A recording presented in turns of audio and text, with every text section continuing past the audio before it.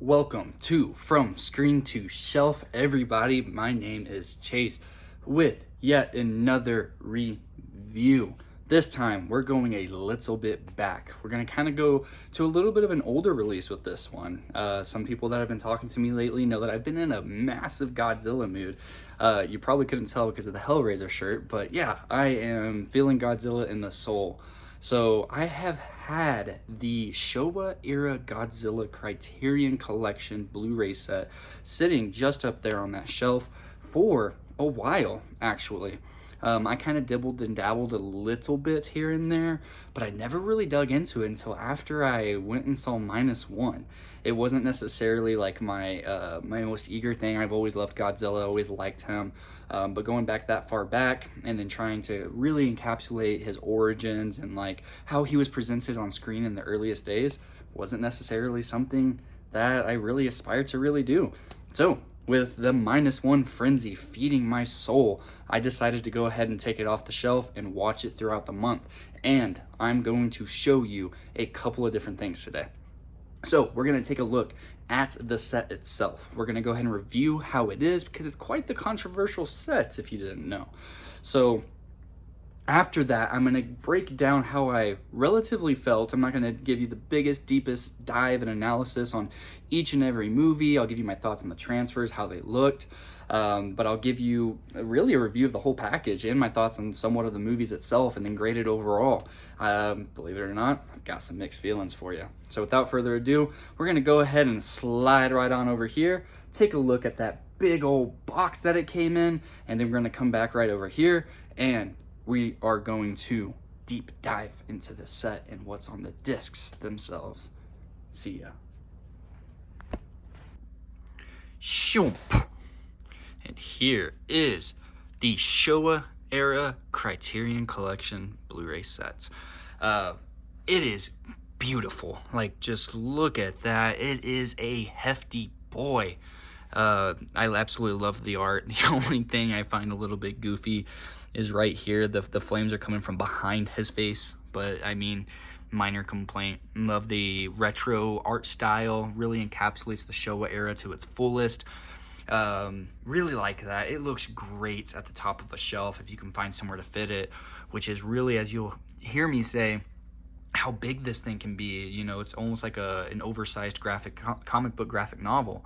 And yeah, other than shelf space, if you don't have any overhead room on your shelf itself, it is a rather hard thing to recommend on that aspect alone. But as we'll see here in a second, this right here that's covering up the right side, this is what comes in the back, shrink wrapped in there. I'll set it down so everybody can see that. It lists all the movies. It also lists the special edition collector set features right here. So yeah, that will flow right past that. Set that right over here. Take a look at that gorgeous artwork, which is really my favorite thing about this. They just went all out on that itself. And then you've just got a lot of different key information in there. Very insightful. I read some of it, not the entire thing, but it's really awesome. And then it breaks it down. Golly, that looks awesome. Really like that. My boy Anguirus, that looks cool. Really like that. And that's the second movie, and it goes in sequential order. My boy King Kong showing Godzilla, who really should have won in the new movie. God, he looks so menacing right there. Mothra looking adorable as always. More credits, cast. Love the homage to traditional Japanese art style. Really love that. That looks really cool. The art designer on here, let me see if it lists that. There you go. Mona Robot, shout out to Mona Robot. Lists it right here at the bottom left of each of the pages. Really went all out on this. This one I love a lot. Rodan being my favorite monster that is ever featured in any of the kaiju movies for this era of Godzilla. Love me some Rodan. Ghidorah being awesome. And this illustration encapsulates everything about Invasion of Astro Monster so much to its absolute fullest. Shout out to Benjamin Mara. That didn't sound nice. Ebirah, You'll hear me go into detail about how much I didn't really care much for that movie. Art, again, this whole entire book looks great. Son of Godzilla, that's probably the coolest thing you'll see about this movie. Manila looks adorable. Destroy All Monsters, that just encapsulates everything about that movie. Really solid. I believe his name is Tyrannosaurus. Baragon, which Baragon, let me know in the comments if you guys ever played a game on PS2 and Xbox. I believe it was on that one called Godzilla Save the Earth. Baragon and Jet Jaguar were two of my favorite people to use in that game. I really liked that game. All Monsters Attack. Yeah, you'll hear me about how much I didn't care much for that movie here soon. Awesome illustration though. Shout out to Jorge. Godzilla versus Ghidorah, probably my favorite one in that entire set. Honestly, as cool as that illustration looks, I think they should have done something bigger for the type of design that they used in this movie. It definitely was super different, but yeah, still really cool. Just that movie had some really, really, really awesome art and animation choices in it. Yes, animation, if you haven't seen it, really cool. This is freaking killer right here. Gigan being an absolute menace to society. That looks absolutely monstrously terrifying right there. Shout out Jaguar right there. He's awesome. Really, really cool addition to the cast. And I love how that looks almost mushroom cloudish right there. Ronald Wimberly right there. Did an awesome job with that. Amazing art. Super talented right there. And then what's cool right here, if you're ever curious, it does list. I just now noticed that. I didn't even know that either. It lists which ones are with subtitles or dubbed. That is really, really cool. Really awesome. That definitely looks a little bit more traditional and modern out of most of these right here. Terror of Mechagodzilla. That right there really does encapsulate a lot about the movie really, really well. This, I feel like they should have did a little bit of this for the Ghidorah illustrations over there, because Ghidorah really has a lot of really great solid artistic choices in there that I was a huge fan of. And then about the transfers right here, production credits, acknowledgement, special thanks. Yeah, one of the most special parts of this is it does come with the Japanese edition of King Kong vs. Godzilla, which is apparently a little bit different from what we know and what we've gotten on Blu-ray, DVD in the past. So I think this is one of the most easily attainable versions of it, at least, the barrier of entry being the price. And so this right here brings me to my biggest complaint. Look how gorgeous that part is, though. Absolutely amazing. Yeah, just gorgeous when you take them out. It's got a little bit more art right behind it. This is killer art. Now, you can see right here, one of the easiest parts of this is I can kind of bend the page and bring the disc right out, just like that, right? And then it reveals a little bit more art. But you can see it's pretty well form factored to the disc and the art itself. But whenever you get to this side, I can't necessarily kind of bend it to get these guys out. That is my biggest complaint about this set. It just drives me insane. Like, they couldn't have made it, even like some finger indentations, something, like at least on this side. They really should have used kind of like, I believe it's Apocalypse Now in 4K that has like the little plastic, inserts and stuff like that for the discs. That one's definitely going to be the easiest one to really do. But they decided to go with this, and using like plastic sleeves or inserts isn't the most practical. Like, I've been vocal about that before. I've talked to people about that.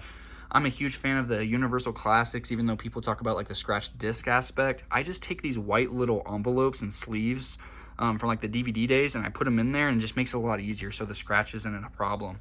But I can't do that right here. It's just perfectly form factored to it, right? Now, also, since I do put it up there, you'll the shelf you see behind me, it goes above me, and then to the right, a little off screen, is where I keep this set. But the biggest thing is like whenever I believe it was this disc and this disc, it had been sitting up there for a while, and it was pretty, as you can see, I'm kind of pushing that in there. I have about a finger's width gap right there, and it was pretty adhered. The glue was extremely loose. It wasn't that fun, and especially cleaning it, then I'm worried, oh geez, it's been up there, this and that, am I going to be able to watch them? I shouldn't have to go through that, especially for the price of this set, as much as I do still think that it's worth the price because of these discs. But that's really my biggest complaint. As you can tell, absolutely beautiful. Show you the back right here. That's gorgeous right there. Yeah, now it's time to deep dive and get into the films. Time to get into somewhat of the transfers and how ultimately the package comes together. So let's get to it. Welcome back from taking a look at that chunky boy of a set. It's huge. That was actually kind of my most difficult unboxing to do yet. The framing, everything like that, it's pretty big. Now, as I kind of prefaced a little bit, I'm not going to spend too much longer outside of what I've already said whenever I was unboxing it, showcasing it more or less. But I really don't have a problem with presenting it on my shelf. These right here sit right up against the wall with a little bit of clearance right up there, so I think it looks absolutely awesome just sitting up there, as almost as if it's a comic book, you know, like a hardcover graphic novel. I like that aspect of it. Like I said, the loose glue, everything like that, where the discs, sometimes I was pulling them out. Typically don't have the biggest issue with these style of cases, like the Alfred Hitchcock set, the Universal Classic Monster set. I actually rather like the media books, but it's a lot easier in those ones to put them in the white little sleeves and envelopes, so that way we can prevent scratches on those ones. These ones, it's just perfect circles. So as much as I loved the art, like I had already said, it's a hard recommendation, especially when you like these shelves right here. I'd have to take out entirely one of these right here to maybe be able to fit it on there. I might even have to go a little bit lower. It just, yeah, it's a bit of a hard recommendation on that aspect. It looks great if you have an area, like I said, right up there to really present it. But we're going to flow like water right past the actual boxing itself. We're going to give some details and reviews on that one. On the boxing, as much as beautiful as it is with the way those discs came and me pulling it out on the glue, it's going to be a hard 7 out of 10 on that one. As much as I love the art is awesome. I like the details that it gives you on each page, but on that part of that's walking away with a 7 out of 10. But even though we're collectors, and Criterion isn't only known for their boxing, they're known for what they do with the special features and everything. So we're going to take a deep dive into the films real quick and the special features and everything. This particular set comes with 15 kaiju classics. So what we've got going on right here, I actually had to pull that little slip that you saw over there because it's kind of hard to keep up with. As far as I'm aware, I'm going to give a quick shout out to 2 people from the server. Jaeger, Mr. Warnick, if you're tuning in, thank you so much for all of your guidance while I was going through these Godzilla flicks, because my gosh, it's kind of hard to follow sometimes, and you guys are great kaiju experts. Thank you guys so much for that. So, without further ado, we are looking at the 1954 Godzilla Classic, then the second one, Godzilla Raids Again, King Kong vs. Godzilla from 1963, Mothra vs. Godzilla, Ghidorah, the 3-headed monster, which I really liked, which we'll get into more. Invasion of Astro Monster, Ebirah Horror of the Deep, Son of Godzilla, Destroy All Monsters Attack, Godzilla vs. Ghidorah, Godzilla vs. Gigan, Godzilla vs. Megalon, Godzilla vs. Mechagodzilla, and Terror of Mechagodzilla rounds everything out for us with the discs that come on there.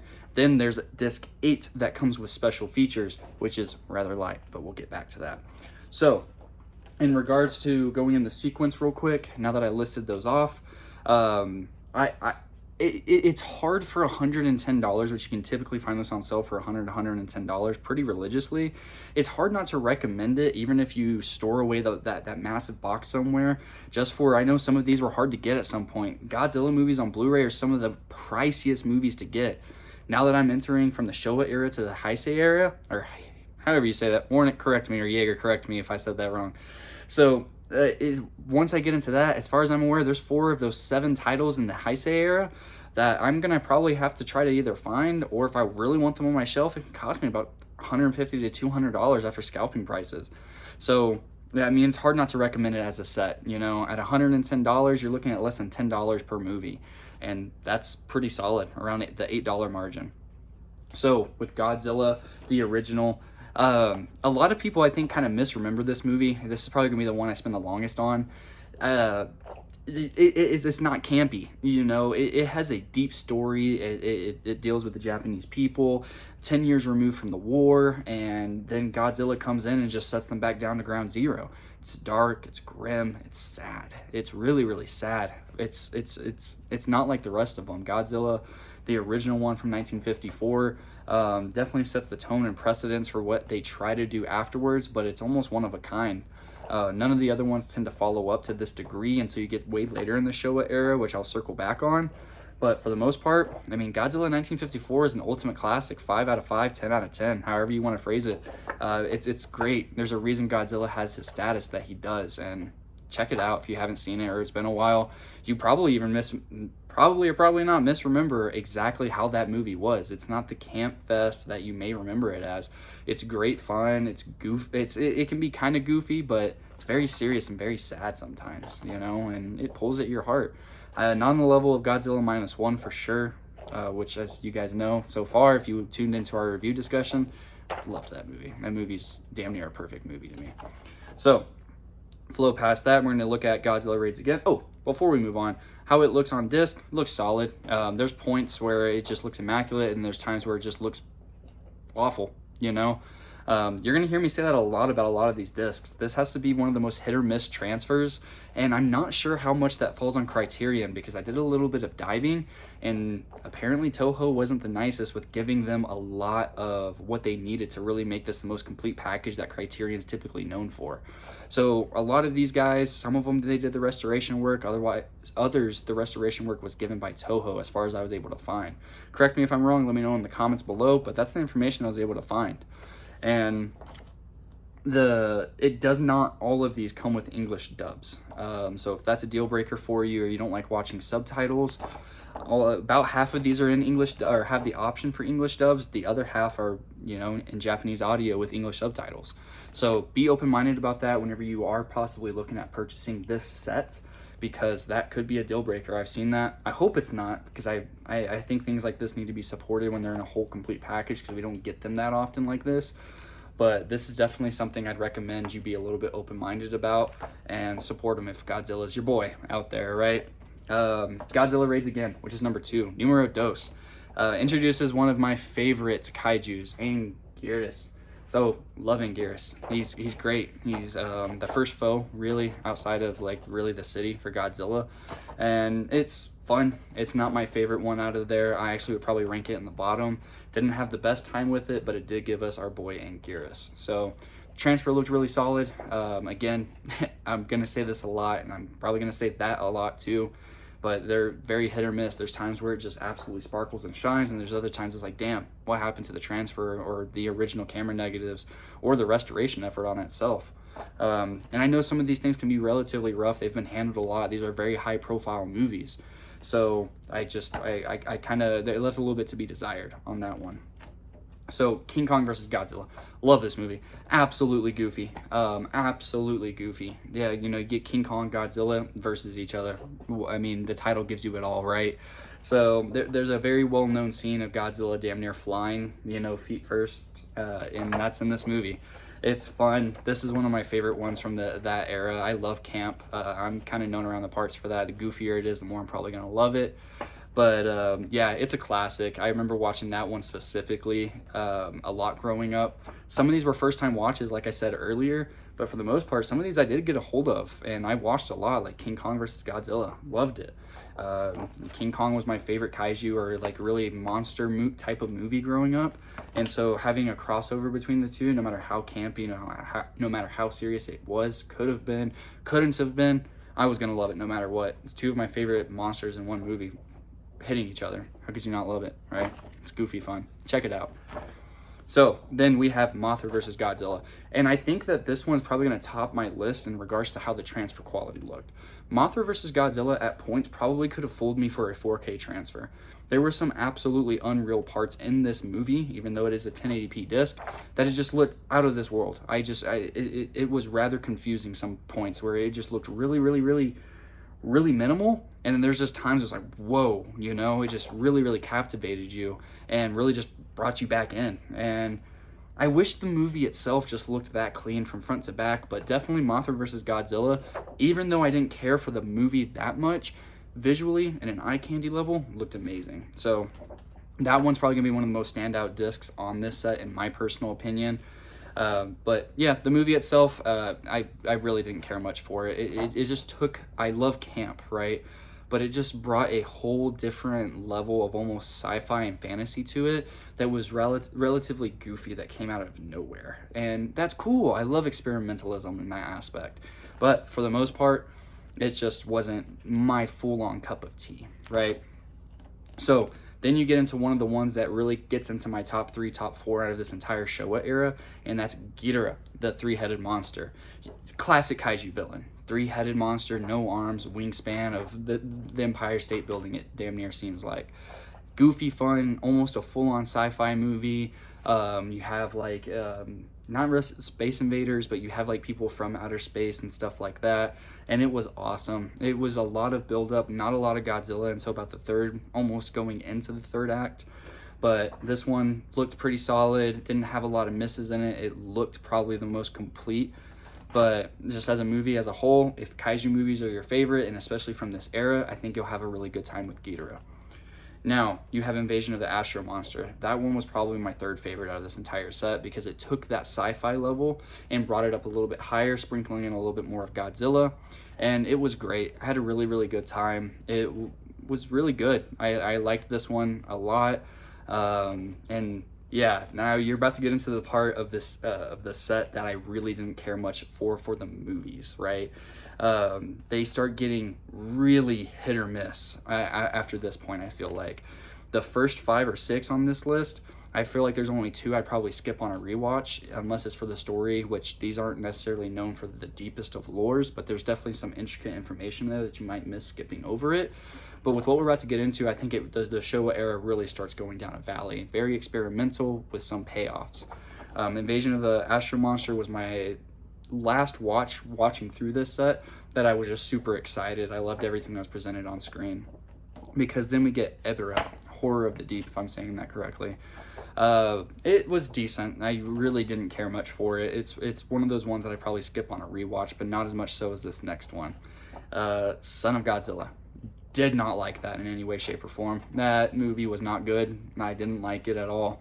You know, if you do like it, by all means, all power to you. That just was not my cup of tea. It took the goofy factor too high for me, and just some of the things that were presented, I just don't think it was executed to the fullest, and I don't think it was executed that well in the first place. So, again, leaves a little bit to be desired, or a lot to be desired in my aspect, especially if you're introducing Son of Godzilla. You'd think it to take something from previously before that was built on and do something new and exciting with it. But it's almost as if, which if my research was right, I know there were some ups and downs where they started kind of trying to cater to more of a G and general audience and kid audience. And I think this might have been the point where they tried to do that with Son of Godzilla, trying to relate to the more adolescent and youthful audience in that aspect. So maybe that's why I didn't connect with it. I did watch this one as a kid, this Son of anything, like Son of Kong back then. That one's a solid movie, but Son of Godzilla just really didn't do it much for me. Now you have Destroy All Monsters, which was pretty cool. You take a little bit of a time skip, and I believe it's set in the 90s. So you have about a 30-year gap. This one goes forward as far as like, because it confused me at first. I had to look at that and make sure of the timing, because some things that happened afterwards did not chronologically line up, which again, Warnick or Jaeger, if you guys are listening, you guys had to tell me that, because I was like, dude, what is going on, as it kept going on. So that one was solid for sure. That one's one of the more highs in that aspect, because there's just some parts where they just absolutely beat the hell out of each other. You just get full-on kaiju fights. And that one looked solid. The transfer, you know, Son of Godzilla definitely looked solid. I skipped over on the transfer on that one. And then Ebirah looked pretty decent, but it had some lows as well. All Monsters Attack, trash. I'm sorry if you're a fan of that movie. Trash. I did not like it, especially to follow up Destroy All Monsters, where I thought that one was more solid than what I had been watching the few movies before that. It was not good. It's just, I don't see how you could follow up with that. It just was not good. It was not well done. It just was experimental in the worst ways possible. You didn't take anything that worked from the previous movies, and you just really gave me something that I probably will never watch that particular movie again. I watched it once, I got everything I needed out of that, and don't really need to go back to it, to be honest with you. So then you get to what is possibly, outside of the original very first Godzilla movie, my favorite in this entire set. I really mean this. The entire transfer looked great. This movie took the experimentalism, added some animation even in there, some hand-drawn animations, the way that it had like the little chat bubbles that would pop up, almost of like them little communicating a little bit. This movie was awesome. I can't recommend this enough, and this ranks up there in my top kaiju movies now after watching this one. It was so experimental, so fun, so well executed, and so different from what I had been watching previously that it just really blew my mind that that's what we got, right? So Godzilla vs. Ghidorah, I'm giving that a solid 9 out of 10. That movie was awesome. Maybe even a 9.5 on a rewatch. I'm very cautious on going 10 out of 10, 9.5s on a first watch. But that movie was great, and I almost did a run it back type of watch, and yeah, that movie was awesome. And I know that this was one of the harder to find movies for a while, and I don't know if I can recommend one movie warranting the purchase of a set, but if this is one of the ones in the Showa era that it was harder for you to get a hold of, it's definitely worth it. This movie is good. This movie's really good. And that leads me to the next one when it comes to Godzilla vs. Gigan. It is by no means a bad movie. I was in the chat talking to people and folks in the server and the community, and it's I can't believe this is what you followed it up with. Again, by no means is it bad, but I had such a good time with Ghidorah that the pacing, the structure, the experimentalism that just really paid off for me personally, and you kind of took a lot of that away. You gave us a great kaiju fight that Godzilla goes against in Gigan. Really, really awesome. And I mean, the transfers looked great on both of them. I at least say that. Gigan looked just as good as Ghidorah did on a 1080p scale. But as a movie, it left a little bit to be desired, even though it ups the brutality factor quite a bit in this world. So then you get Godzilla vs. Megalon, which was cool. Not my favorite, again. I believe this is the one where you get Gigan again. It is. This is the one where you get Gigan again. The transfer looked solid, had a little bit of lows, but as it was progressing, the transfers became more solid and less hit or miss. So that's a positive in this realm. So the movie itself, fun, not great, a little bit goofy, a little bit cool, a little bit serious. Overall, I just don't think I was the biggest fan of Megalon. I think that's probably one of the more forgettable kaiju monsters that he goes up against in my opinion, right? So then you get Godzilla vs. Mechagodzilla and Terror of Mechagodzilla, the last two in this series, which they pretty much intertwine, right? So I think Godzilla vs. Mechagodzilla really pulled at my heartstrings. I had some live reactions in the chat when I was watching this one.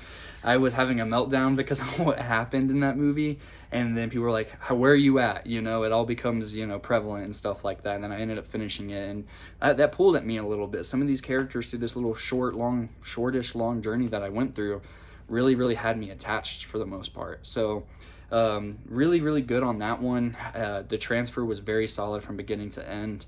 I don't really think there were that many misses, as much as it looked really solid, eye candy throughout. And then Terror of Mechagodzilla. I think that one has some pacing issues, but overall it has a lot of payoff, because I would really consider that a part 2 of 2 with Godzilla vs. Mechagodzilla. But other than that, that really completes all 15 of the kaiju movies, and I think that was about 15 minutes, about a minute each. So overall, when it comes to that, the entire Showa era as a film set, right? Not the Criterion set, but as a chronological film set from that era, I'd have to give it about a 6.5 to 7 out of 10. I feel pretty confident in that one, just because the lows were low. I can't say that enough. The lows were low. Some of the times that I was watching this, it was like, oh my god, how long is this? Hitting the status button on my 820. and just trying to really truck through it, right? But then you get things like Hedorah, and then you get Mechagodzilla, Terror of Mechagodzilla, the original 1954 King Kong versus Godzilla, and then Destroy All Monsters, like Invasion of the Astro Monster. Like there's more hits than there are misses, but the lows were that low for me, honestly. But some of these are 8 out of 10s, right? Some of them I had an absolute blast with, and I wouldn't have traded the time that I exchanged from my soul in exchange for the Godzilla set to watch it all. So overall, if you are a big fan of this, there might be one thing that might leave this a little bit lacking outside of some of these discs being harder to find and it being in a complete package.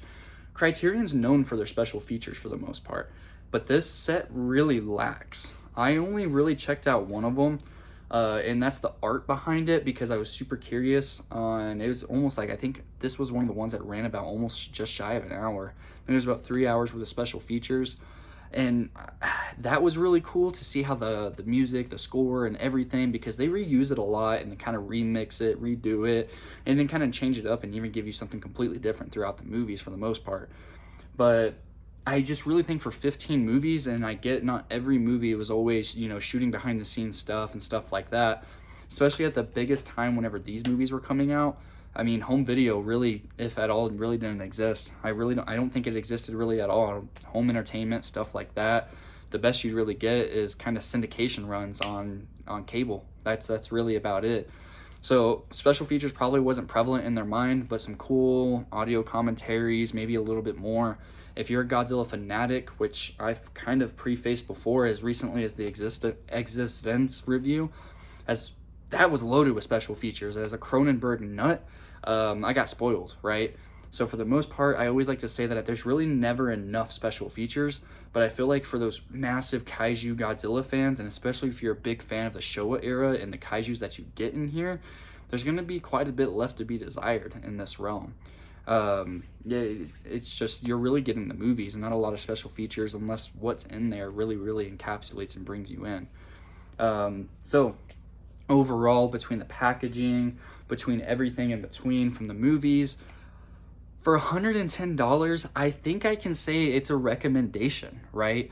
Especially, like I said, some of these are harder to find. I keep saying that. And for you to get one coherent, complete set for, I believe this was the 1000th spine for Criterion for one of their anniversary sets, I wouldn't trade it for anything. It'd been kind of cool to maybe get something that held the discs a little bit better.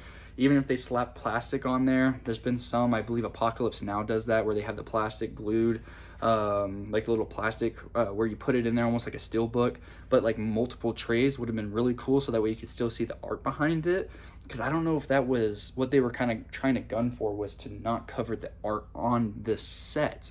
So if that's what they were gunning for, I think that would have just really brought it up, you know, a little bit more special features, which I know based on my research that it's really out of their control, because Toho was just not playing a lot of ball, and we're lucky that we got what we got. So whenever you look at it from that perspective, yeah, I recommend it. For the full retail price of $220, $250, I don't think I can recommend it for that price, especially if it's hard to get shelf space, if it's something that can get dinged. Well, sorry about that, guys, and apologies for the dip in quality. I was accidentally recording in 4K 60 frames per second, and it took up the rest of my phone's storage space on that. So just to keep going, and again, apologies for the dip in quality, because it definitely looks different. What I was saying is, like, if you have that, if you don't have the shelf space for it, it's definitely hard to justify the price of this set purely on the aspect of where am I going to put it, right? That one's really the hardest one to kind of really try to wrap your head around, right? It is big. You know, some of the things that circumvent that I've seen is take the discs out and put it in one of those collector set MRA cases, right? Which those you can get for like $5-10 extra bucks. And if you're already dropping the money on this, I don't think that's really a tall ask, right? So it's like I said, overall, I'd probably give this a 6.5 to 7, maybe a 7.5. Just really kind of on the aspect of some of these movies are extremely hard to find, right? So in that realm, that is going to conclude the From Screen to Shelf review of the Criterion Collection Blu-ray set. And yeah, thank you guys so much for joining. Stay tuned whenever I inevitably watch the Heisei era, or if they really, really do go out there, and that'd be kind of cool. You know, I wouldn't be opposed to another one sitting side by side. If they really did another one of these, I will definitely be there first day, or during the November 50% off Criterion collection. I will most definitely probably be grabbing that for sure, even though that one's only 7 movies versus the 15 we got here. So, as I was saying, thank you so much for tuning in to another From Screen to Shelf review featuring your boy Chase. I appreciate, and we all appreciate, each and every one of you so much. Thank you so much for joining us. Comment, like, subscribe. Let's start some dialogue about these movies. I'm curious if you like some of these movies more than me. Maybe I liked Hidero more than others, right? So let me know. Thank you guys so much again. Stay tuned for more exciting things. And as always, from my heart to yours, you are valued and appreciated. Thank you so much for supporting us. See you soon.